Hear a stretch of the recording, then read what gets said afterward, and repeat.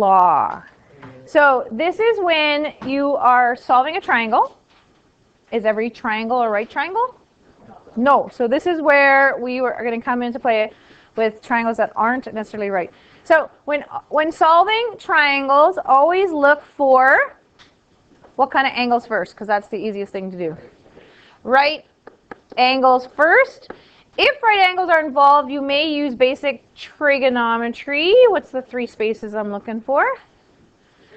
Sine, cos, tan. And or you could use what? Pythagorean theorem. Sorry about the small spaces there to write this in. And that is a squared plus b squared equals c squared. So now, if right angles are not present, then the sine law may be used.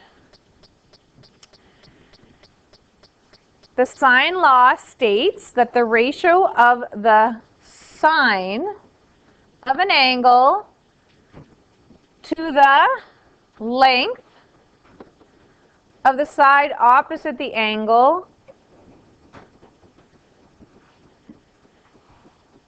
is proportional for the triangle. And the reciprocal is also true. And again, I have a small space for reciprocal. So what they're saying, if we have this general, it kind of looks like a right angle on A, but it's not necessarily. So if we have a triangle ABC, sine of the angle A is proportional to side A. So the ratio of sine A over A is proportional to sine B over B and sine C over little c. And the reciprocal is always true, so I can write it the other way. A over sine A equals little b over sine B equals little c over sine of angle C. And I'm going to show you where this comes from in a second here. So the reciprocal is always true, where side A is, of course, opposite angle A. Side B is opposite angle B. We learned this the other day, right? How we name triangles and sides and angles, right? Okay, so I'm going to give you the proof. By any means, you do not have to replicate the proof for a test. However, I don't really like just giving you formulas and say, here it is. I want to show you where it comes from. And where it comes from is actually right angled trig. So this is not a right angled triangle, so I'm going to make it into a right angled triangle, or two right angled triangles, by calling this H for height. Okay? Everybody good with that so far? So if I have H for height, and I wanted to say, I don't know, set up sine B, could you come up with what sine B is equal to? Sine B is equal to, use the letters, H over C. Very good. Okay, so now I'm going to do a quick cross multiply. I'm going to multiply the C up, and I'm going to get that H is equal to C sine of B. Is everybody good with what I did there? Okay, so I'm just going to leave it for right now.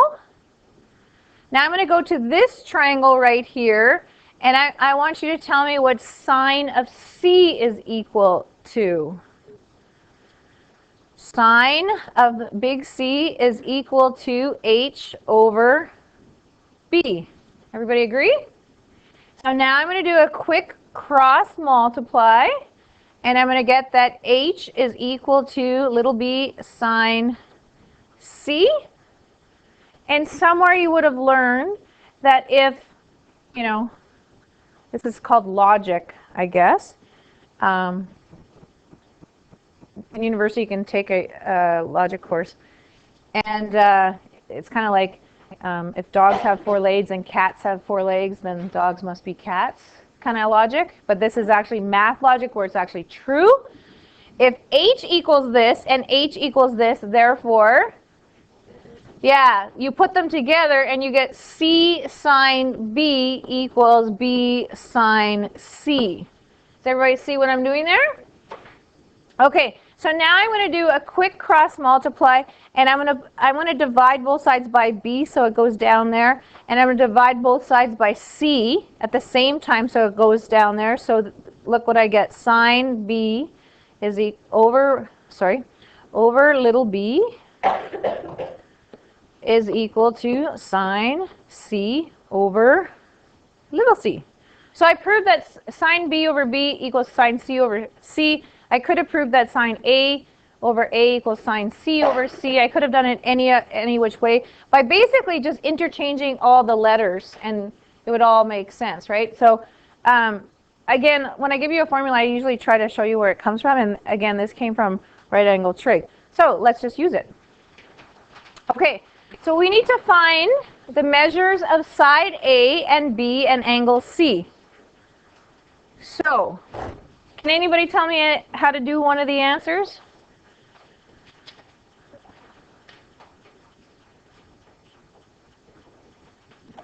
Anybody know any of the answers here yet? One should be a given one from grade, I don't know, 8 or 9 or something. Somewhere you learned this little property of triangles. Yeah, that triangle should add up to 180 degrees, right? So, how could you do this? Well, you could add 110 and 23.1, and you get 133.1, and then subtract from 180. Does everybody know what I'm doing? And then I get the leftover angle, which is 46.9. So that means this is 46.9 degrees. Yes? Okay, so now the thing that I failed to mention when I was saying the formula, when you use the sine law, if we go back, I'm just going to go back to the previous page. Notice when I have sine A in the formula, I have the side opposite A, that's little a, and those two are in the formula together. Okay? And sine B has little b, the side opposite, in its formula there. Yes? So what we have to look for when we're solving, you can see that in this triangle it's labeled ABC, but really it's all arbitrary. They're just variables, so A could be anywhere. Essentially what I have to look for is I need to know some knowns here for this to happen. So the only one I know now is sine C and the side across, little c. Does everybody see that? Like I don't know this one, so I can't set up sine B over B, and I can't set up sine A over A because I don't know enough. The only thing I know is sine C over C, that proportion. So I'm just going to put a little star right here. So when you're starting the question, you need to have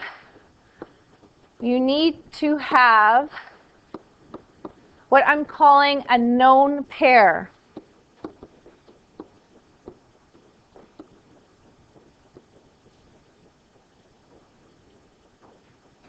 And by a known pair, I mean, I'll put i.e. An angle and opposite side. Angle and opposite side known. So this is key for doing the sine law. You need to have that known pair. So here's my known pair. I have sine 46.9 degrees over 59.6 meters. So now I can solve the rest of the triangle. So what do you want to solve first? Little a, which is over here, or little b first? Let's do little b. Okay. So now I'm going to write what? Sine of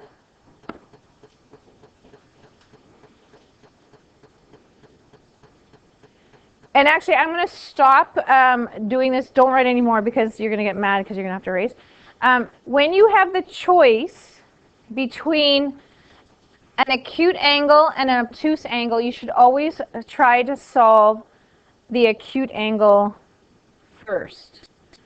Because what happens in the sine law is you might end up getting, because remember sine is positive in 2 quadrants, you might end up getting some answers that are not legit. So I'm going to actually solve for A. I don't know. I think Brandon just wanted me to do B because it started with B. Yeah, I know. Okay, so sine 23.1 over little a. Now notice my little a is a denominator. I could have wrote, because I'm solving for little a, I could have used the formula that has little a on top. Do you see? And then it would have been a little bit easier to solve because it's just a quick cross multiply over. But we're in grade 11. If we don't end up writing it like that, we can just do a quick cross multiply. The a goes here. Then we can divide by 46, sine of 46.9, and get it over to that side and get it over to that side. So it's not like it's a big deal if a is not in the top spot.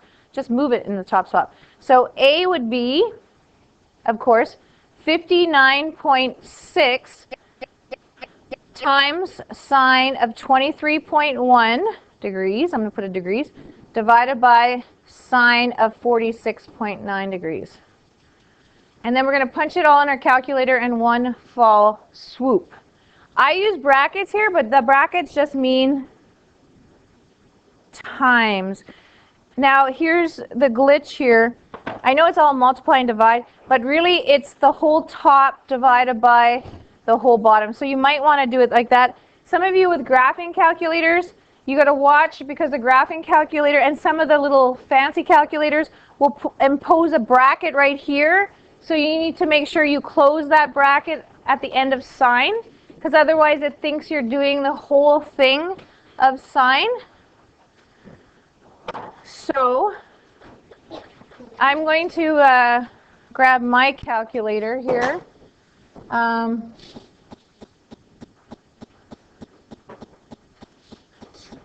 Okay, so I need to read what I'm doing here. So it's going to be bracket 59.6. I got to make sure my mode is in degrees or this is going to be wrong answers. So good thing I checked that. Times sine of 23.1. Again, do you see I have to close my brackets here? And so then, because it's the top, divided by. Now really, with multiplication and division, it'll work out the same answer the way it's written, but I want to get you in good habits of doing full top divided by full bottom, because it'll come into play later. Okay, so did you get 32 point, I guess, 0? It doesn't say how to round, so I'm just going to make this way smaller. So then I got that for my answer here. So I get approximately 32 point, it's meters here.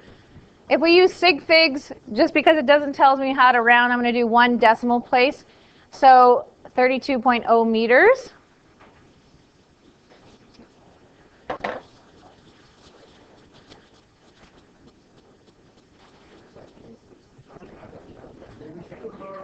Okay, how would we set up B now?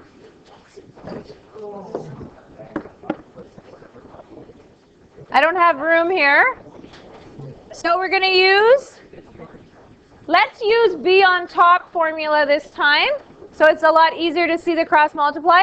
So B over sine of 110 degrees equals either one. I would probably use the one that I know is probably correct. And which one would that be?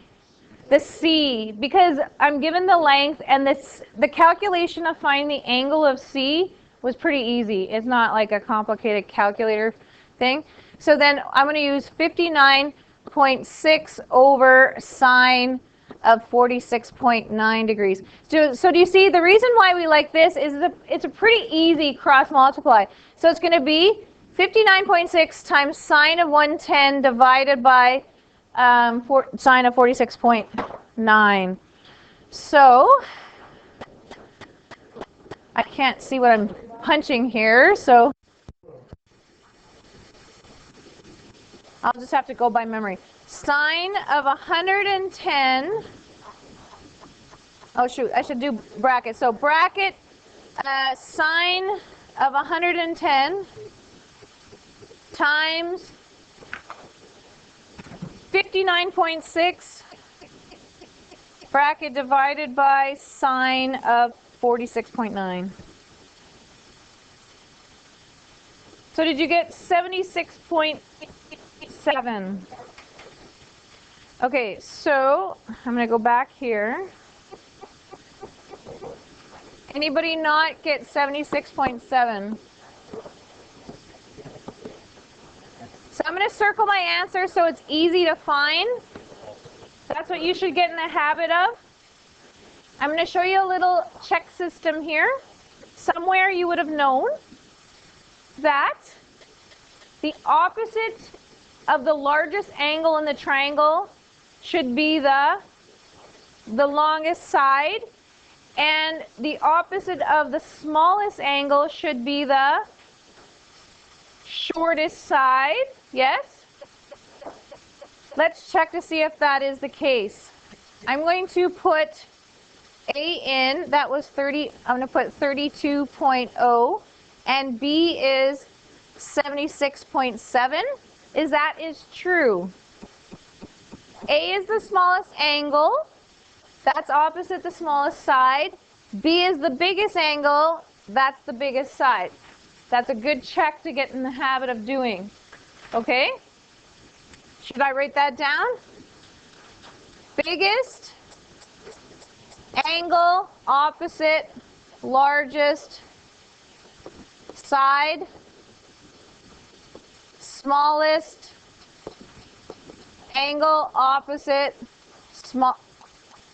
shortest side.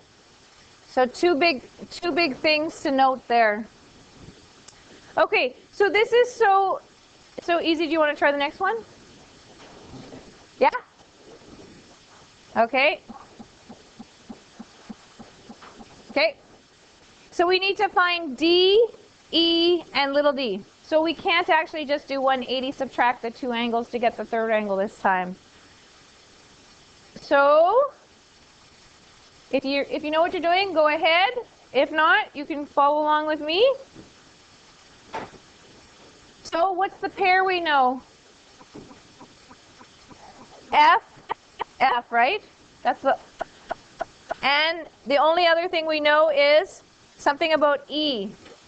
So that'll guide us, because we couldn't solve for D at this point because we don't know anything about D. Yes? But does everybody see, if I solve what angle E is, I could figure out what angle D is? Yes. Okay. So, because I'm trying to find angle D first, which form of the formula do we want? Do we want little d on top or sine d on top is what I'm asking for. Sine d. Sine d over... Oh, why are we doing d, you guys?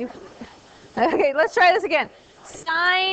Try again. Sine e over 18 equals sine 45 degrees over 14.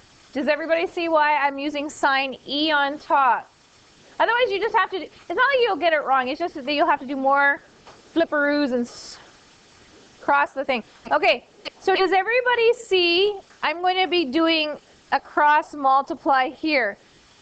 However, that's what sine e equals.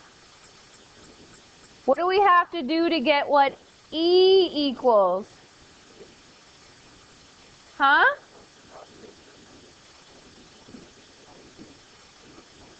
No, again, when I cross multiply 18 over and go 18 times sine 45 divided by 14, that's what sine E equals?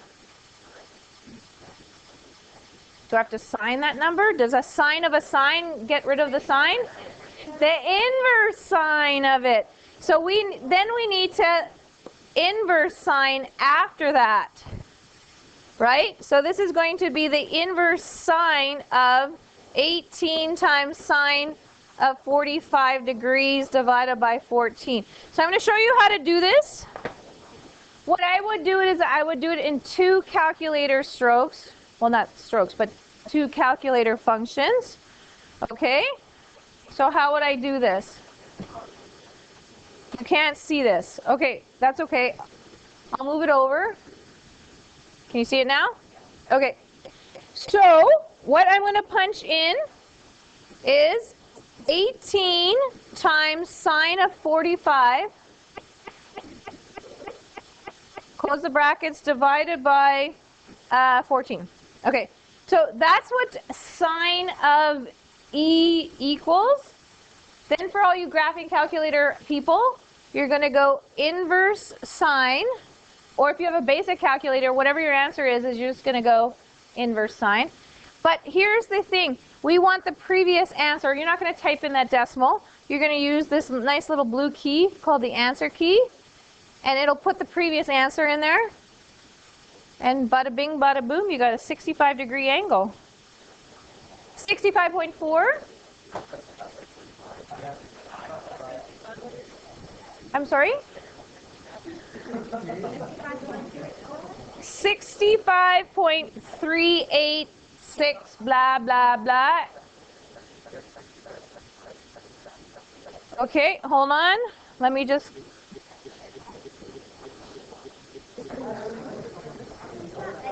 Okay, so now I'm going to find... Sorry, E was approximately 65.4. So I'm going to put that in here, 65.4 degrees. Then it's a quick calculation to find that this is 69.6 degrees. Did everybody see that? Once you have 2 of the angles, the third angle is easy, right? So now I need to find little d. So if I'm trying to find little d, then I want the ratio with little d on top. So d over sine of what? 69.6. Yes? Equals, which pair should I use? I should use F because that I know is true, right? So 14 over sine of 45 degrees.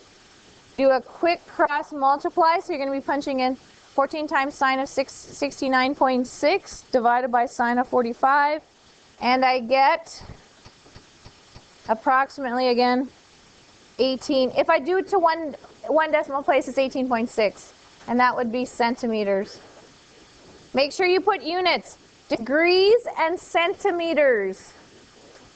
Okay, any questions there? Okay, moving on.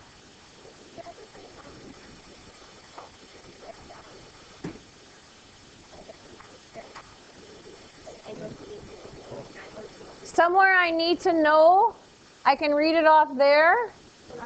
That's okay there. I would get in the habit of circling your answers. So if there's 3 unknowns, circle the 3 unknown answers, and then it's pretty easy.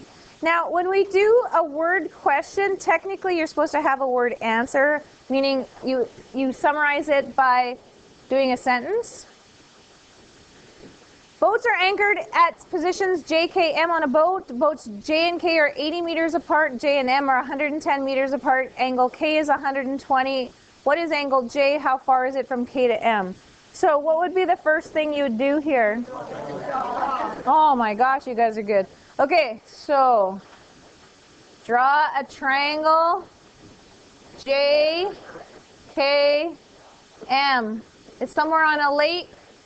Boats J and K are 80 meters apart. So there's 80 meters. And J and M are 110 meters apart. Angle K is 120 degrees. What is angle J?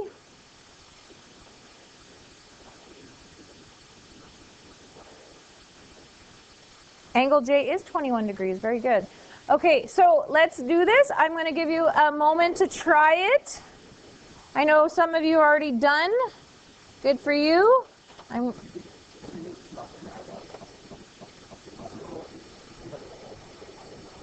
Okay, so let's finish this off then. So here's our known pair. And I'm trying to find angle M first, because that's the only thing I know is 80 opposite that. So sine of M over 80 is equal to sine 120 degrees over 110. So I'm going to do a cross multiply.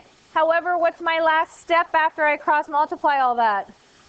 How do I get from sine M and get rid of that sine to get M? I need to inverse sine it. So when I do all that, I get 39.0 degrees. That's not the answer though. I have to take 180 and subtract those two angles, and what do I get over here? 21 degrees after that. I'll say 21.0. So now in order to find MK, let's call that little j, just for short. J over sine of 21 degrees is equal to, the only known pair I originated with was the 120 degree angle. So I'm going to go 110 over sine of 120 degrees. Do a quick cross multiply. And what do I get J to be? Did you get 45.5? Okay, so what did I say at the beginning? If it's a word question, we should answer the question. So what does it say here? Yeah. So I always like starting it, and I know this is not good English, but in math it's good math. Therefore, what does that mean? I'm summing it all up and telling you the answer. It's a big directive here. Therefore, angle J is 21 degrees and it is 45.5 meters from K to M. So there is my final answer in a sentence, in a math sentence.